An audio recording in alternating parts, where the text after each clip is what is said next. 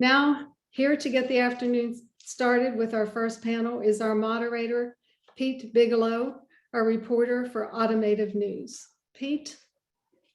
Thanks so much for the introduction. Really appreciate the chance to join you today. And I'm ready for this really great discussion on transportation, innovation, and accessibility. As you mentioned, my name is Pete Bigelow. I'm a reporter at the Automotive News in Detroit, where I primarily cover autonomous vehicles, electric vehicles, and oftentimes a lot of the accessibility barriers that come with those two topics and transportation overall. So joining me, I'd love it real quick if my fellow panelists could quick introduce themselves. Kerry, why don't we go ahead and start with you?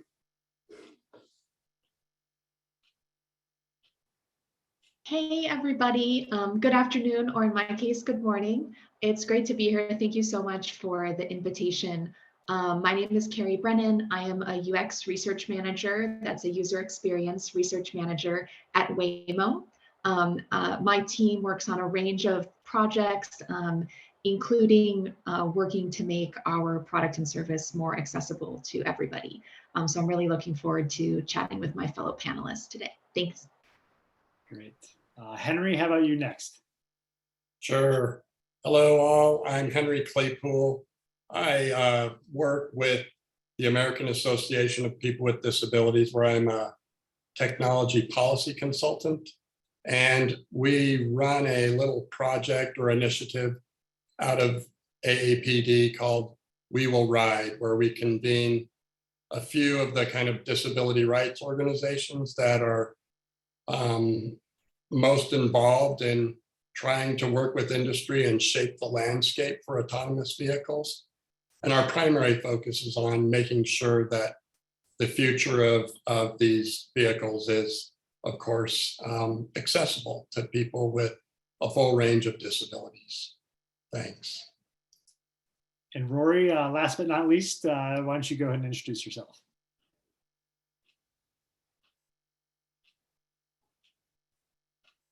Is Rory on with us right now? Oops, sorry. Hello. Thank you, Pete. I'm Dr. Rory Cooper, and I'm the director of the Human Engineering Research Laboratories, which is one of the Department of Transportation University Transportation Centers. And some of our work is focusing on accessible autonomous vehicles and transportation systems. Curious, maybe one of the technologies. Great, thank you, Rory. Perhaps just to get the ball rolling here, let's set the scene a little bit before we start talking about all this vehicle technology that seems to be right around the corner. Rory and Henry, what is the landscape like right now for transportation, and some of the barriers that people with disabilities find here in the spring of 2022? Well, actually in the spring of 2022, it's probably a little bit more than it would be in previous years, because we're still experiencing a driver shortage in public transportation. So for primarily buses, but also as well for some paratransit and other equivalent light bus systems.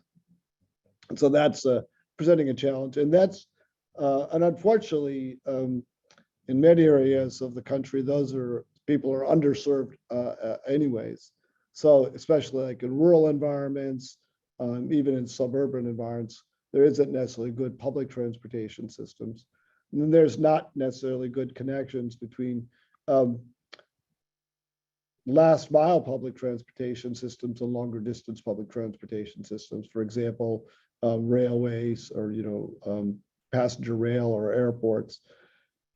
There are on-demand systems. They've been struggling a little bit during the pandemic as well. Things seems to be getting a little bit better, although there are challenges associated with the accessibility of those as well. There's, I think, a lot of promise for the future and a lot of anticipation that things will get better through changes and improvements in transportation infrastructure and improvements in technology.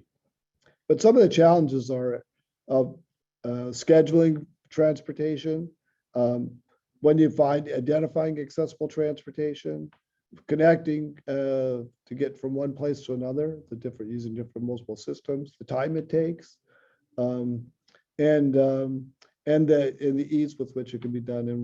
And we might think a lot about autonomous vehicles, but there's on-demand systems, buses, some vehicles that are not fully autonomous that are currently on the road and help people who can drive, as well as airline travel. All of those are, you have to look at the entire system.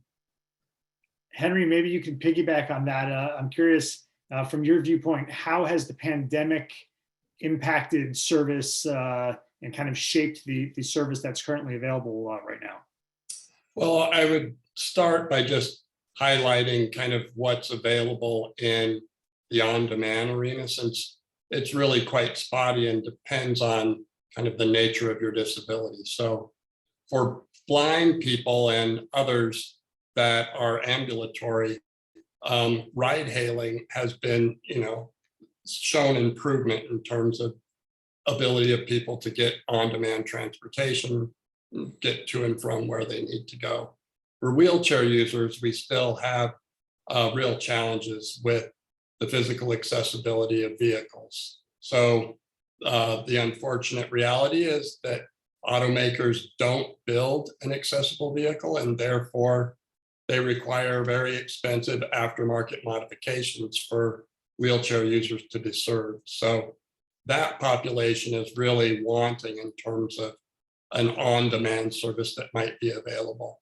I think the pandemic has caused a pause in some of the progress that was being made in industry, and I don't know in so much as testing, but at least in their ability to engage directly with the disability community about the future of these vehicle platforms. And that's largely, I think, due to the market uncertainty that they experienced when everything shut down initially. These large companies were really unsure of what their future sales were going to be like. And I think that has caused quite a hiccup in terms of their ability to stay engaged and meet progress. Fortunately, we see strong indicators of life, and we're being re-engaged by the companies that we hope are going to be offering more on-demand service to people with disabilities here post-pandemic. Kerry, for those who don't know, tell us a little bit about what it is Waymo does, and what is the state of the ride-hailing service that Waymo is offering here in early 2022? Yeah, my pleasure. So Waymo is an autonomous driving technology company, and we currently operate a publicly available commercial ride-hailing service, which runs with autonomously driven cars. So nobody in the front seat except just the passengers in the back.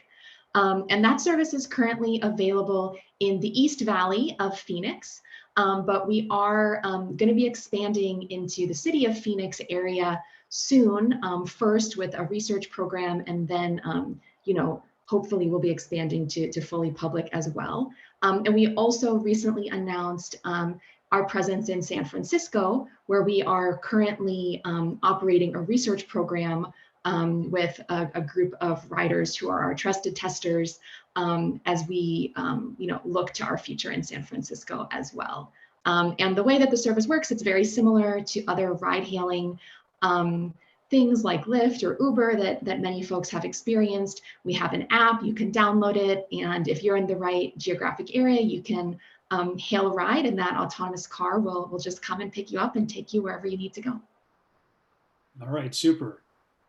Sticking with this, big picture, where are we at here theme for a moment. There was obviously a big infrastructure bill passed by the federal government late last year. I'm curious how that helps prepare the physical environment for some of these new technologies, or does it help improve, fixing issues that should have been addressed when ADA was passed a generation ago? Henry or Rory, either of you want to kick that one off? I can start and maybe Rory can follow. I think he's closer attuned. There were some significant investments in Amtrak made in the bill, but I think one of the challenges is it was really a broad infrastructure bill. And so That infrastructure wasn't, of course, limited to streets and sidewalks. And in fact, the public right-of-way investments, I don't know that there was anything targeted in the bill that said states and localities need to use funds to make very specific improvements to their public right-of-ways or infrastructure so that people with disabilities have easier access to transit. I'm sure that as the dollars flow, those dollars will be spent to make some improvements. But I think there is a real need to start thinking now about the future of, as we see increase in ride hailing, and hopefully soon autonomous vehicles will be serving people in cities other than Phoenix and San Francisco. There will be a need probably for some designated pickup and drop off areas where we have really solid accessibility features to make sure that people can safely and efficiently use this new transit mode. As you can imagine, if you get dropped off in the middle of a street that you're somewhat unfamiliar with, your ability to find your final destination, could be quite complicated. And we think that if there is targeted investment in improving certain access points where pickups and drop-offs might occur, that it'll facilitate easier access for the population on the whole. And while that's not specifically earmarked in the infrastructure bill, we'd hope to work with the Congress and the localities to make sure they spend their dollars that way. Kerry, how does that work from an autonomous vehicle standpoint? Obviously, in a way, the curb is this great underappreciated infrastructure asset that now all of a sudden we see increased deliveries, we see scooters, we see ride-hailing companies who want to pull up to a curb. So all of a sudden, the curb seems like it's in demand. How do you approach some of these challenges that Henry just raised? Yeah, absolutely. I would say it's definitely not underappreciated by us at Waymo for all the reasons that you described.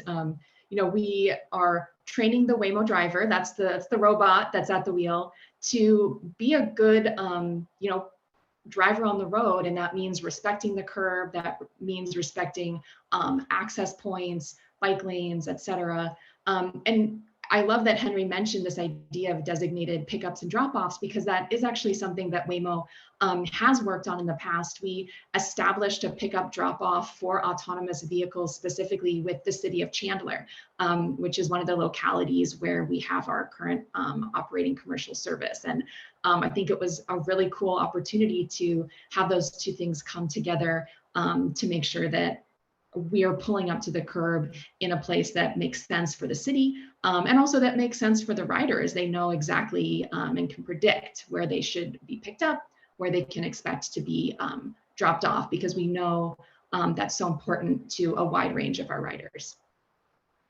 Rory, is there a balance between having this ideal on-demand, precise location service, and then kind of also meeting the needs of vehicle operators, of people with disabilities who are trying to find their way to this designated zone, or does this need to be more, people need to be able to be picked up precisely where they want?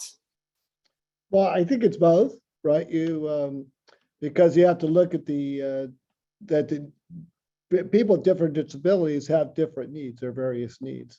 And so it could be, wayfinding, accessibility, familiarity, where somebody else is. I'm a little bit optimistic with the new infrastructure bill that I've seen some of the cities that have approached us, or people we work with, are looking at improving sidewalks. And because for some people, if you can, that gives you, obviously that gives you more accessible routes once you get out of the vehicle. If you have more accessible entrances, more accessible sidewalks.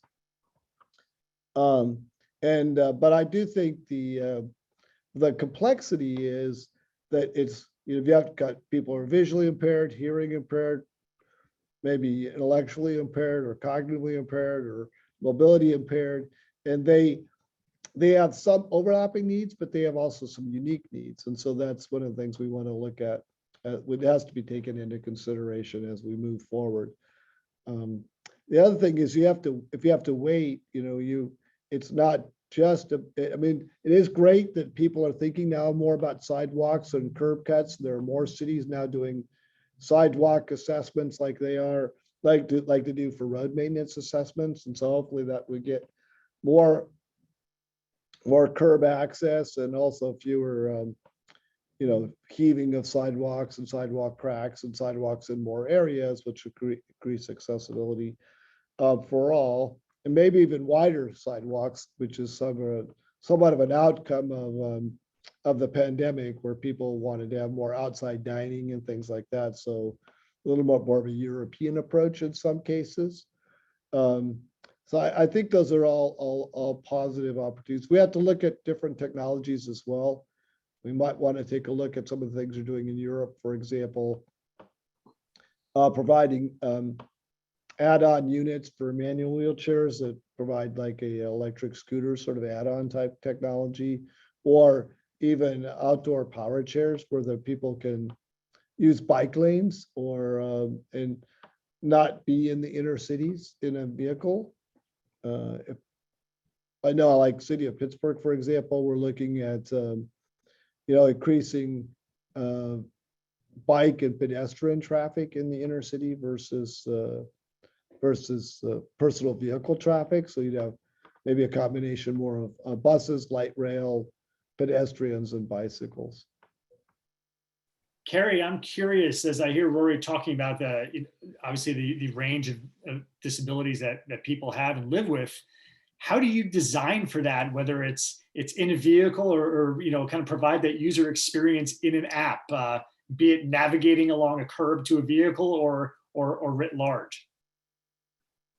It's such a good question. And, as Rory said, there is such a range of individuals. And, even if we look at like categories of disability, there's such a spectrum of experience within each of those. And so one of the principles that we really take to heart at Waymo is we are aiming to look for universal design. So we don't try to focus on, a particular disability or impairment. We try to build something that meets a very wide range of needs because we want to empower individuals.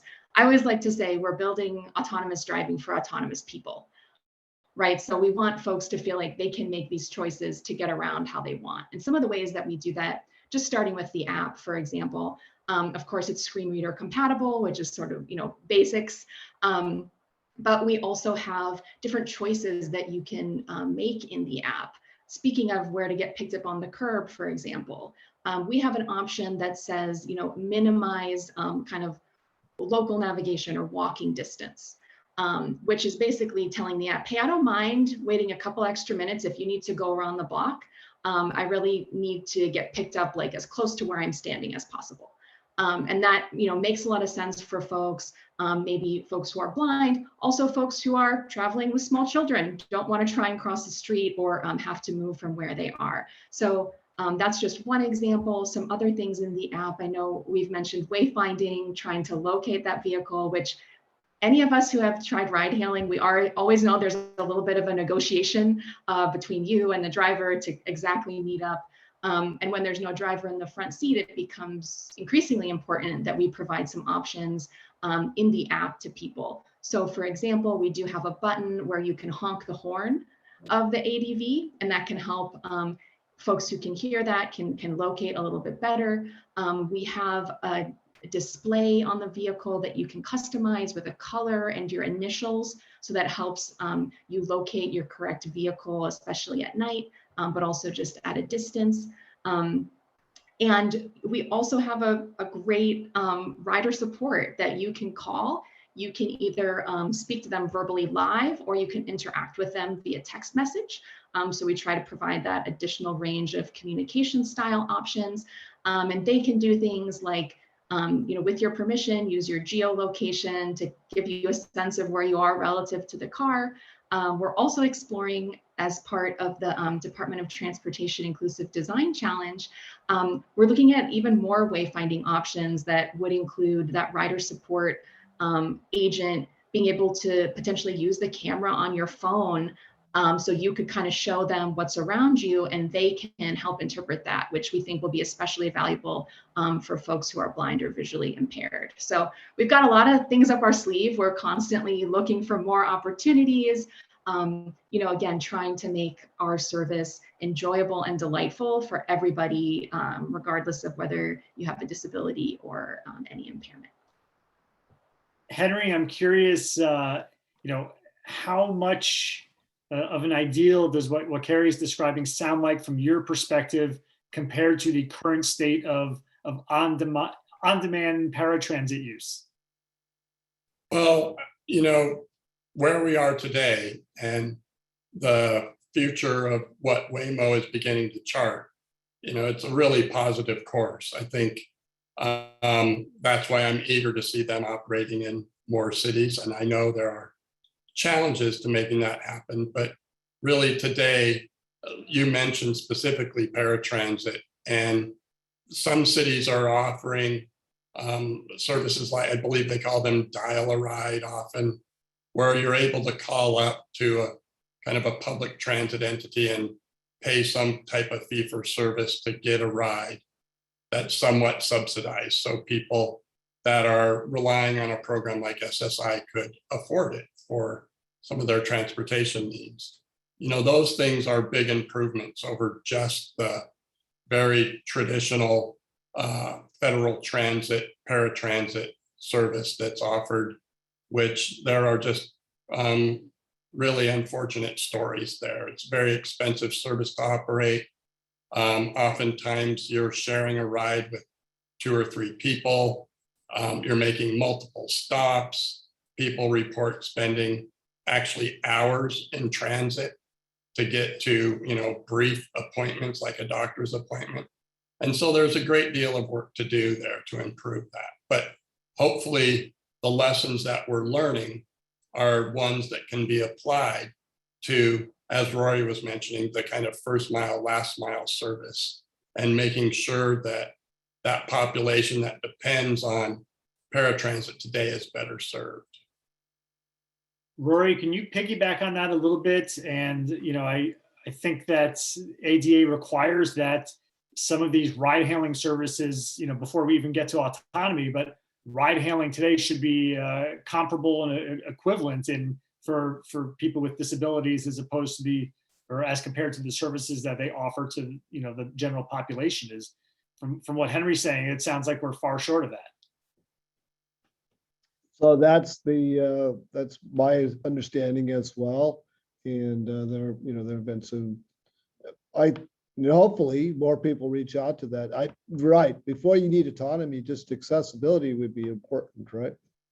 And that I think one of the challenges I think ride hailing, even at its current state, right, with drivers in the vehicle, offers some tremendous opportunities, right, in providing more immediate sort of on-demand services to individuals with disabilities rather than having to book things 24 hours in advance and apply for eligibility. You just simply request a vehicle and hop in. I think there's probably 2 significant challenges, and but one of them is maybe looking at the ride-hailing model a little bit differently and maybe being more inclusive. For example, maybe incorporate 2 people who already have accessible vehicles and encourage them or incentivize them to become drivers or make their vehicles available for ride-hailing services is something that's come up. Rather as a means to augment providing accessible vehicles. You could also look at, companies like Waymo and others could engage either in purchasing vehicles or leasing them, and then providing drivers for those vehicles as well as another mechanism. But I do think it's tremendous benefit. I think really what Henry would like to, and I'd like to see, and almost everybody with disability like to see, is somehow to achieve parity. So that the people with disabilities can go where they want to go, when they want to go, at a price similar to that other people would be paying. Kerry, do you want to jump in here? It sounds like a perfect time. Can you describe how Waymo offers rides in Phoenix and San Francisco to people with disabilities today? Yeah, absolutely. So I'm going to focus. So we definitely, we don't keep track of that data, but we do know from some of our riders who give us this information during research, et cetera, that we are definitely, serving a number of individuals with disabilities. But I think that probably the one that we're most interested in this case would be for folks who are using wheelchairs. And accessibility is so important to us. We hear so frequently how excited people are about this because of that independence that it promises. And we're also aware of the limitations of current options. I can't remember the date because time is wild these days. I don't know if it was 1 year ago or 18 months ago.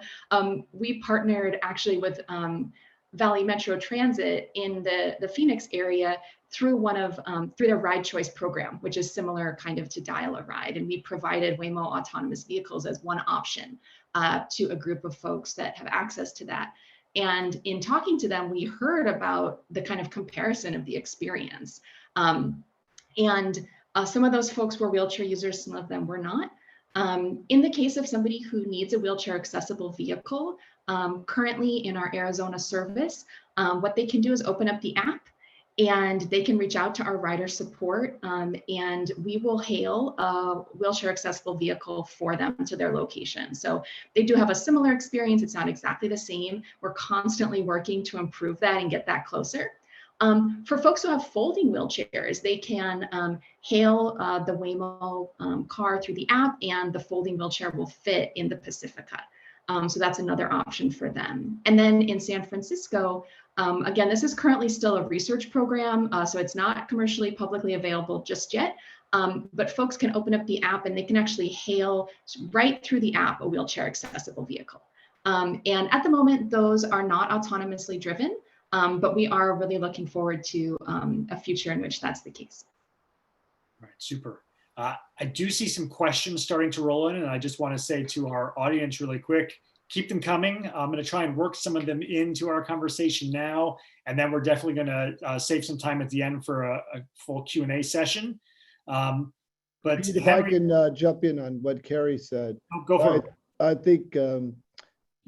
think there's one thing that's very important. There's 50, 60 million Americans with disabilities in the United States. There's a lot of older adults over 65 who have driving impairments, and a lot of them don't use wheelchairs, but can use current ride hailing. I do think there's some things that could be improved upon, such as the app accessibility, right? First you have to be able to use a smartphone. That's not everybody can use a smartphone. Secondly, driver education would be nice. A little bit just about working with people with disabilities or older adults. There's some drivers are excellent, some drivers are not so good at that.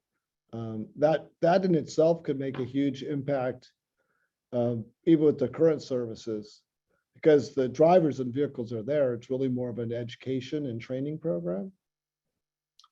This brings up an interesting question, Rory, and I feel like we've been talking about ride-hailing service and autonomous ride-hailing service so far, but are there uses for, let's call it automation or partial automation in vehicles that can enhance the current driving experience for those who drive their own cars, for those who own their own cars? And do you see automation offering those benefits in the near term? Oh, most certainly. As a matter of fact, we have a driver's education program at the University of Pittsburgh here. And a few years ago, I purchased as much of autonomous vehicle as I could purchase at the time.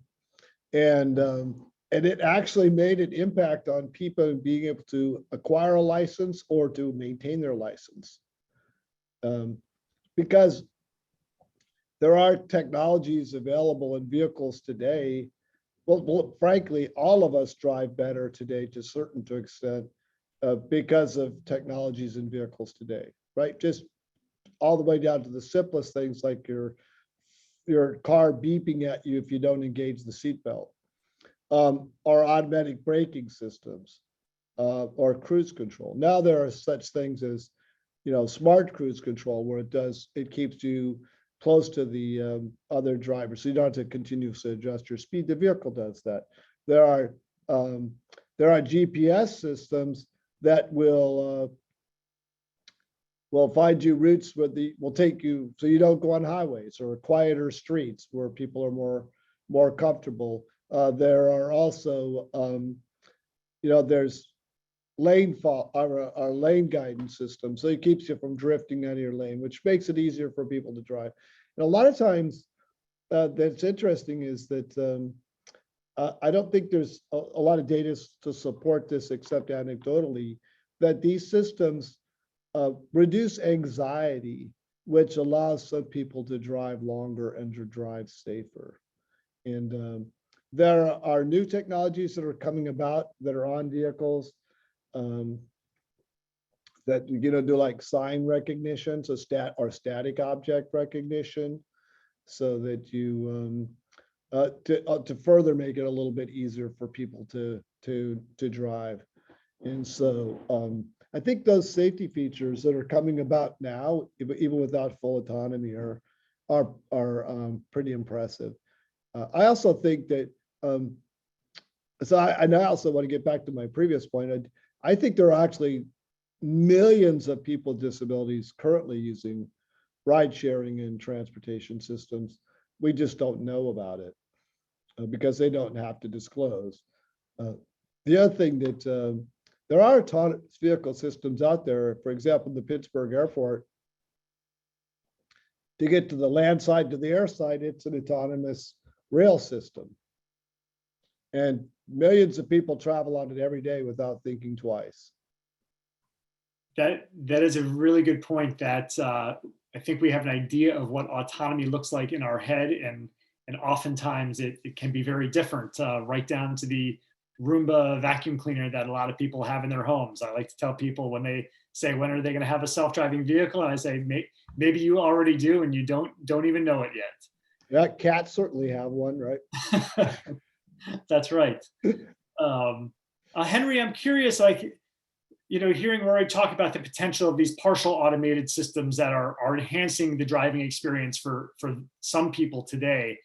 Does that soothe the demand for some of these systems? In some way, I hear people kind of crying out for the independence that full autonomy offers. And I'm wondering, boy, sometimes a lot of that feels pretty far away. Does this interim period do kind of fixes like this partial autonomy work, or is there a demand, for full autonomy as soon as possible? And how soon do you see that really coming? Yeah, I think the partial autonomy presents an interesting challenge here, because it really does apply primarily to people that are purchasing personal passenger vehicles. That's where most Americans get that experience, or most people in the world.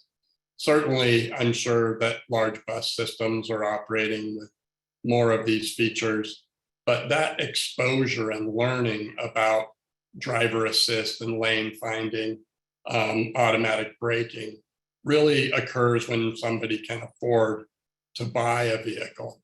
And that's a smaller slice. And so of the population that we're talking about today.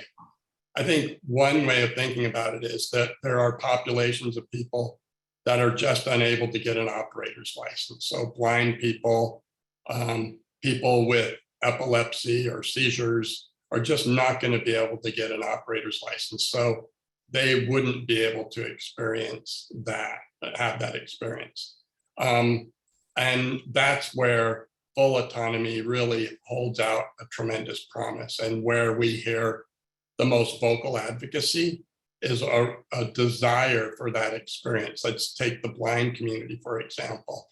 People can use the TNCs, the Ubers and the Lyfts of the world to get on-demand service today, but they're still largely dependent on somebody to drive them. And what we hear from blind people is just this, glowing report after they had a ride in one of the vehicles that a Waymo or a Cruise or these companies operate, to show them the future about what true autonomy looks like, and that ability to go from point A to point B, on your own, is something that really there seems to be a lot of desire for. So while I think the safety improvements are nothing to be minimized with the driver assist innovations, I think for certain populations in the community, they are really holding fast to realizing the vision that true autonomy offers as the way to give them, freedom and liberty that we prize so highly in this country. Yeah, this reminds me of the ride that Waymo gave to Steve Mahan, a gentleman who's legally blind. I think it was way back in 2015. Kerry, you can recount this for us. But like the first ride to a passenger who was not a employee of Waymo in Austin, Texas. Is that right? That was before my time at Waymo, but I believe that was the location. Yeah, and it was such an exciting moment, and I believe that was in our early model, which we nicknamed the Firefly. It doesn't even have a steering wheel. And so, in that case, it's really showing that confidence that this car is driving itself. And I think kind of to add to what others have said, Waymo made a very deliberate decision not to go the driver assisted route on our way to autonomy, in part because we see the value in that true independence. And really do believe that's the really transformational experience that we're aiming for. That's the really safest experience that we're aiming for. In part because when we tested early on that sort of not quite ready to be on its own, you still need to monitor it, you still need to be ready to engage with regular folks who were Google employees. And we told them, you really need to be vigilant. You really need to be able to take over at any time because it's good, but it's not perfect. And they knew they were being recorded, and you will not believe what we saw. Folks are putting on makeup, they're taking a little snooze. And that was really a pivotal moment for the company where we decided the only folks that are going to be behind the wheel before we get to full autonomy are going to be specialized people who have been trained to do this as a job. We're not going to rely on regular folks because, I would do the same thing. I'd be so excited. I don't like driving. I don't like having to pay attention all the time. And if the car seemed like it was doing a good job, then let it do that job for me. And so we are really working towards that future where only the computer, only the robot has to think about driving, and the person taking the ride can just do whatever the heck they want during their ride. So I have a question thinking about that, and I'll open it up to whoever wants to answer it. You talk about the robot doing the job of driving. And oftentimes, whether it's the ride-hailing driver or a human bus driver today, there are jobs that go with this that go beyond the driving itself, whether it's helping somebody with luggage or et cetera, et cetera, et cetera. So how do those jobs get replaced or who does those jobs in an era where there's an autonomous system doing the driving? That's a great question, Pete, because that's come up in our studies quite often.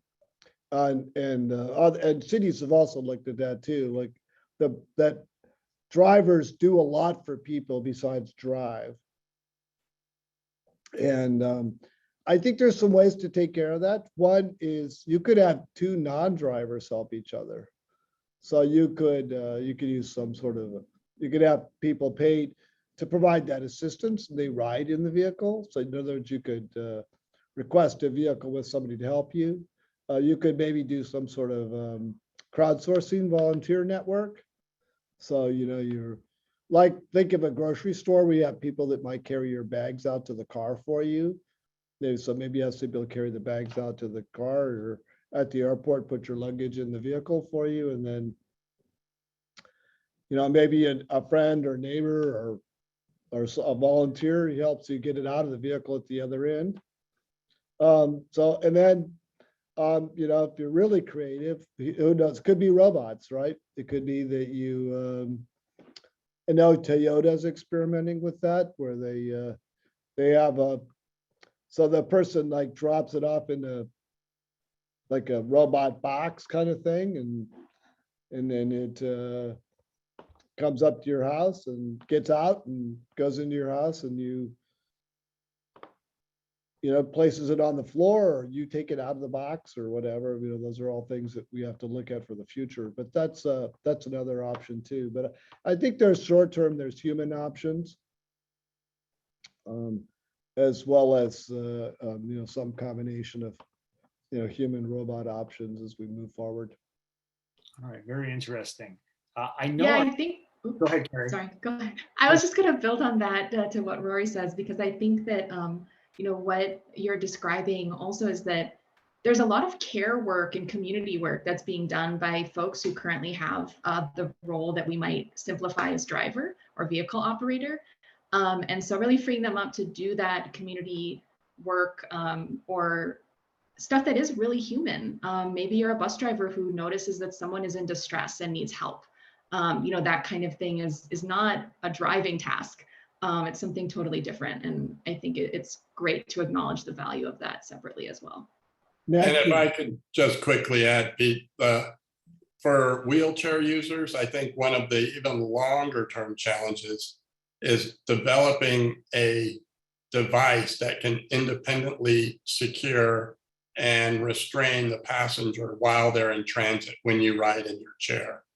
And so in that interim phase, until there's something like that works for every wheelchair and is available in every wheelchair accessible autonomous vehicle, we're likely to see people riding along to provide some level of safety to make sure that people are properly restrained when they're riding in the vehicle. What Henry's talking about is the current standard is what's called the 4-point tie down system, and it requires an assistant to do that. What he's talking about, and it's been talked about for some time, and I think would be great if we could solve it, and that's what's called the universal securement system. So you could, every wheelchair that uses some sort of transportation as a seat where you're seated in your wheelchair transportation would have a way to be docked to a vehicle. I also like to point out that this Europe is actually a little bit ahead of us on this challenge of providing assistance in ride sharing. At least in Germany, they have passed they're called 500 euro jobs.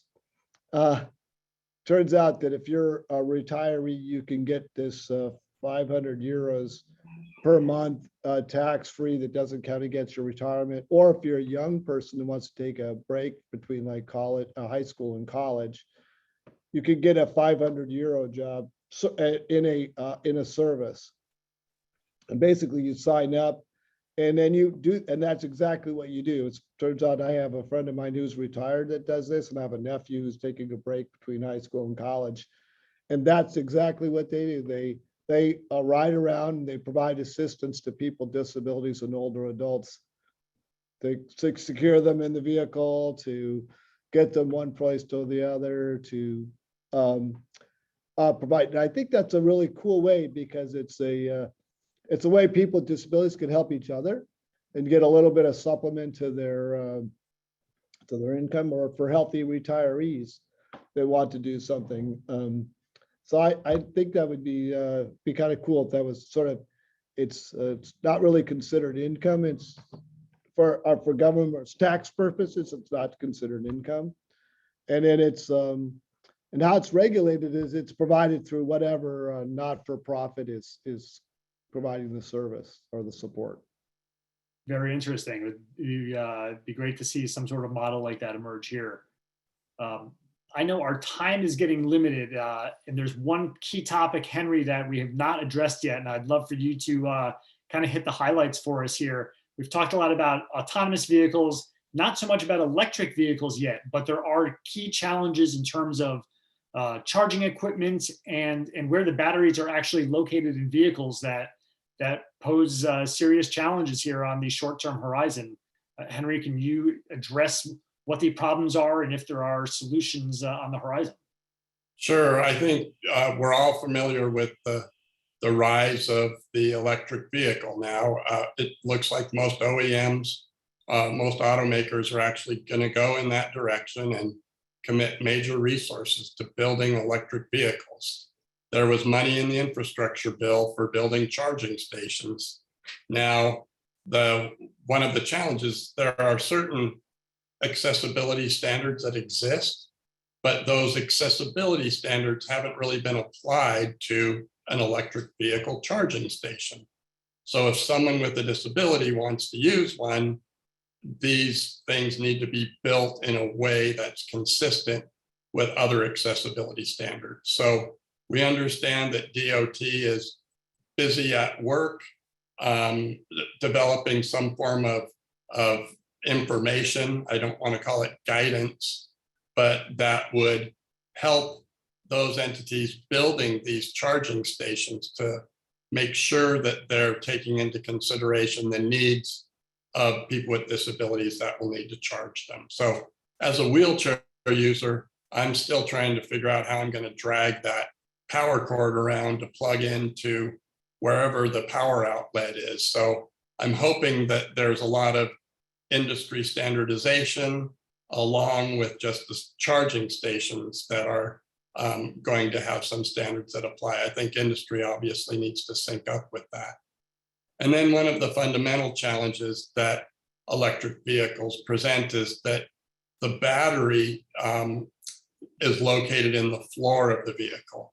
And so when you're trying to create a universally accessible vehicle that can serve anyone, including wheelchair users, you actually want that vehicle to get as close to the ground as possible so that a wheelchair can get in and out independently.